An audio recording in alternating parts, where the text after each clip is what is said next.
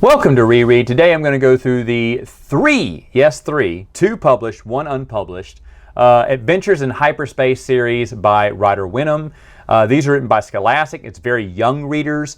You can sit down and read this in a matter of minutes. I read all three in one sitting and wasn't tired at all. They read pretty quick. They got a lot of nice artwork for kids to look at, and they're fine for what they are. Now, all these are adventures of him working odd and end jobs for Jabba the Hutt. So in my opinion, this would take place after you've read A.C. Crispin's The Hutt Gambit.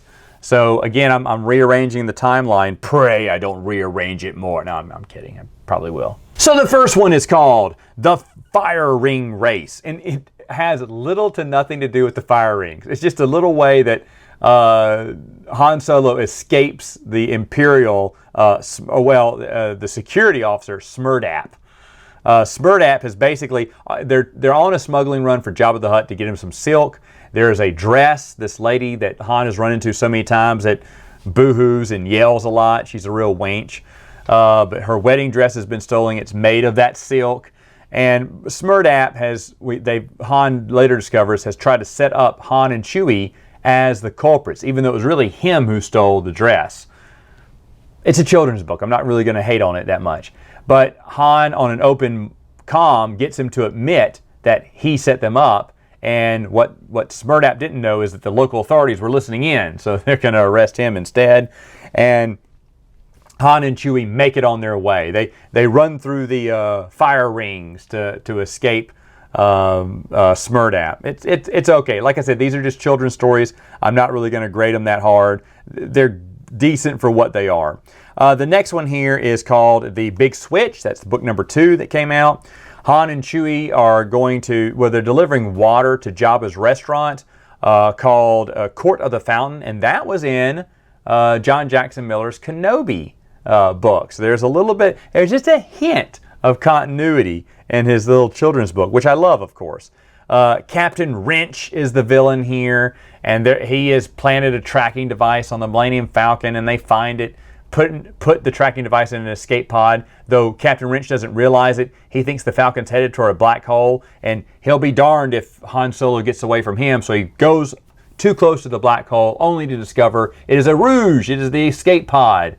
And I guess he gets sucked into the black hole forever, even though Jabba on his end, when Captain Wrench confiscated some water on Han Solo's ship, bottled water, it was not bottled water, it was something else. We think it was pee.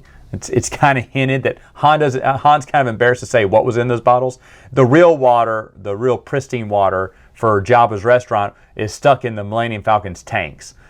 But then Captain Wrench says that he tested the toxicity levels of the water and found out they were high, so he sent them to Jabba. And so Jabba's patrons will drink faulty water. Well, Jabba was too smart, and Jabba just forwarded that package to the Emperor with regards from Captain Wrench to set him up or whatever. So give the Emperor's bottles of piss, I guess. They don't say piss, but that's what I think was inclined there. And this is the only appearance, I think, of Wookiee Ookies. They're like cookies, and Chewbacca loves Wookiee Ookies, and Chewbacca is scarfing down Wookiee Ookies.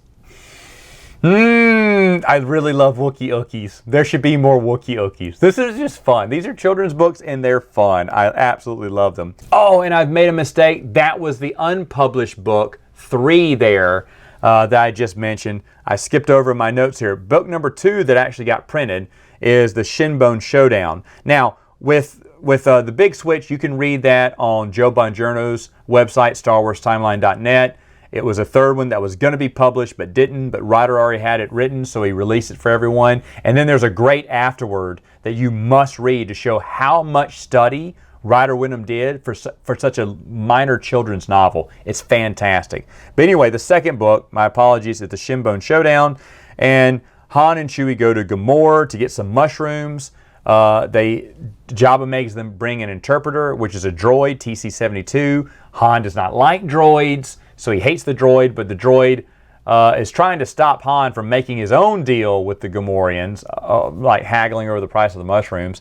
And Jabba doesn't like that. That's a violation. You don't try to make deals with Jabba's contacts. So Now Han owes him $10,000 or to deliver these seeds to Shindown, which he does, in order to get like $5,000 left over, minus all the money that he owes Jabba.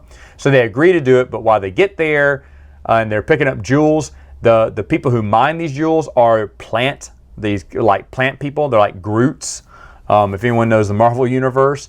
And what happens is those seeds are actually more people, more of those plant people. He's growing more slaves.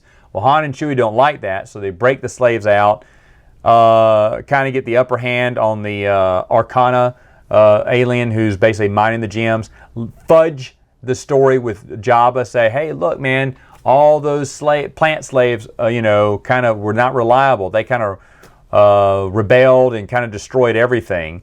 And here's the gems, and there's actually more gems in there than Jabba expected. So he's like, oh, you didn't steal from me. So he believes Han and Chewie, and they're off the hook. It's fine. Actually, that's probably the best one of the three here. Going back to the big switch, the third one there, they're also trying to get a statue for Jabba, but the actual statue gets blasted by Captain Wrench because he's a douche. And so the guy who was saving the sculpture made a replica for himself, because it was, I guess it had historic value. So what Han and Chewie do is they rub dirt on the new statue to make it look old, to try to pass it off, the fake off to Jabba, and Jabba buys it because he's like, oh, it was recently unearthed. And no, he finds out that the dirt here is kind of new. And it looks like it's still kind of, it's not old dirt, it's new dirt. And Han and Chewie are like, uh-oh, we got busted. He goes like, well, that's great because I heard it just got dug up. So that tells me this is the right one after all. It's a fun one. All of these are fun. They're not necessary. They don't make any huge, they do some winks toward the continuity of other stories. They're not necessary for anyone to track down. I'm pretty sure they're cheap to track down and they're super easy to read.